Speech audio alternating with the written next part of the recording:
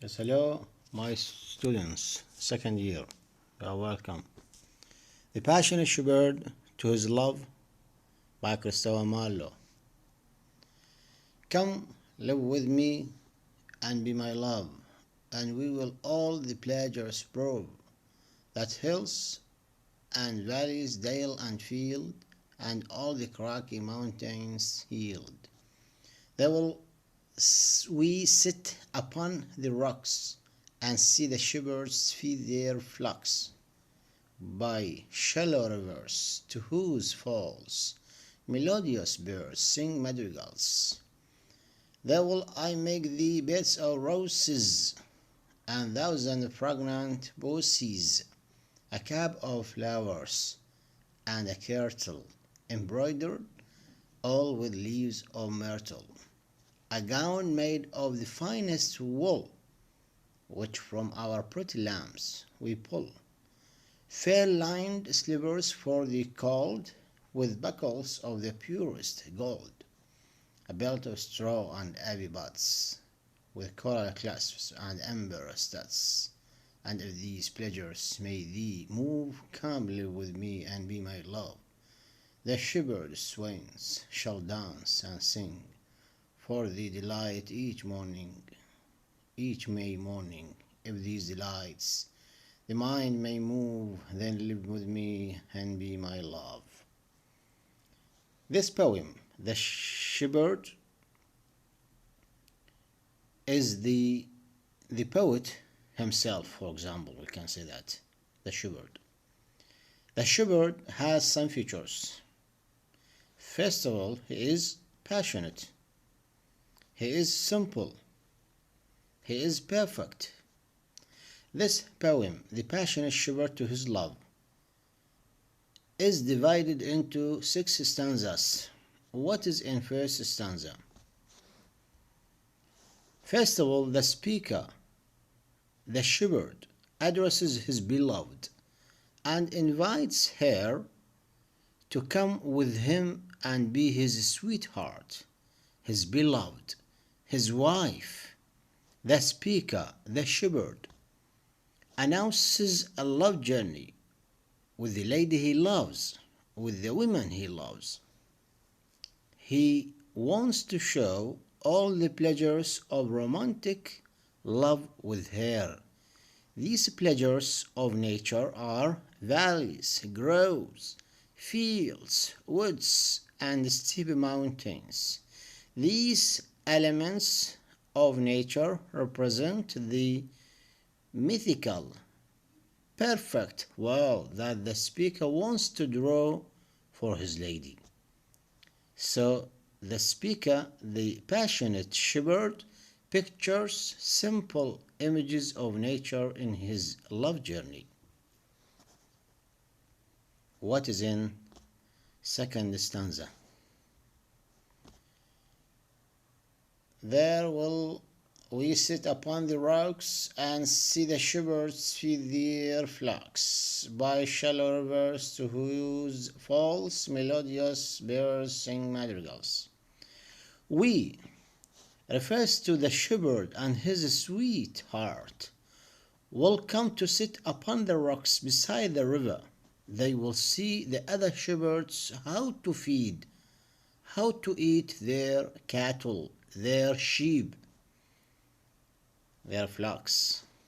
They will listen to the singing birds that sing their amused songs, their madrigals, when they sit by shallow rivers whose falls the speaker, the passionate shepherd, views that this part of his poem has 2 images, visual and audio senses. Visual sense when they see the shepherds, and audio sense when they listen to the melodious birds singing their sweet songs. Stanza number 3. There will I make thee beds of roses and thousand fragrant posies, a cap of flowers and a kirtle embroidered all with leaves of myrtle. Actually, the speaker decides to give his lady some presents, a group of gifts.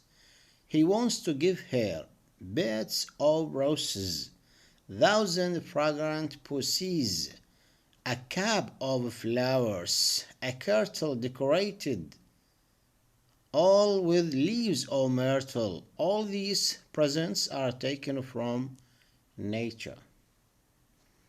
Myrtle is very important tree. It is a kind of a tree with green leaves. It's a symbol of love. We can say that. Stanza number 4.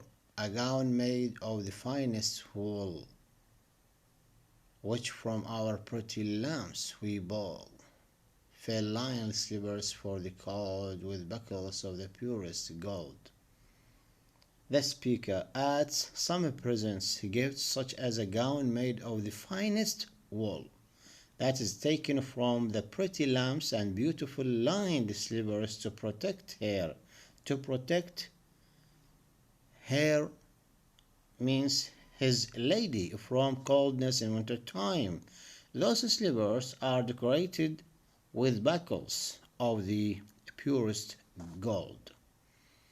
What is in stanza number 5? The speaker completes his lovely things, presenting to his women, to his sweetheart, as gifts, presents, about straw and ivy buds, coral clasp and amber studs. All these pleasures are taken from nature, will be as a present to his lady. Then the speaker invites her for the second time to come with him to be his sweetheart. Last stanza. What is in last stanza?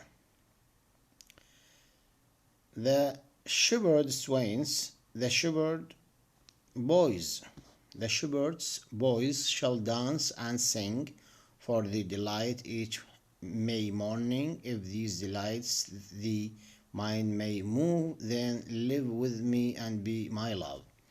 Happiness, pleasures will be in a countryside. What is the occasion there? All the shepherd's boys will dance and sing for their marriage. Marriage will happen between the shepherd and his lady or his sweetheart. The delight will be in the best season of the year, in spring. May actually is a symbol of spring, is a symbol of youth, is a symbol of, as I told you, a season of symbol spring or activities you can find in nature at that time. May as a month of spring that refers to activity, vitality, potence, and the pleasure in the cycle of life. All these pleasures and delights will be prepared in their wedding, marriage.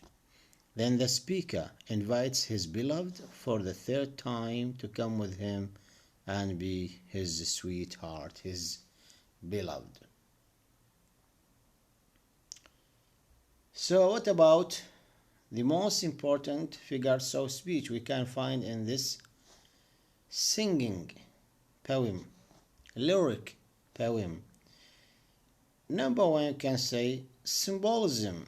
Symbolism is using symbols to signify ideas and qualities, giving them symbolic meanings different from literal meanings. Roses, we can say, for example, that we find in the text of this poem are symbols of love, innocence, beauty, desire. The country that the passionate shepherd wants to describe him refers to the country for his lady. Refers to what? Refers to or symbolizes the peace, because the country or countryside is like when we say perfect area, mythical area he wants to draw or picture for his beloved. So the country symbolizes the peace, tranquility, silence, never-ending hope. Imagery. Imagery is very important in this poem. The poet, Christopher Marlowe, actually takes some images from nature like valleys, groves, hills, fields, craggy mountains. All these are natural elements. They are natural images or images of nature. And a gown made of the finest wool, and a belt of straw and ivy buds.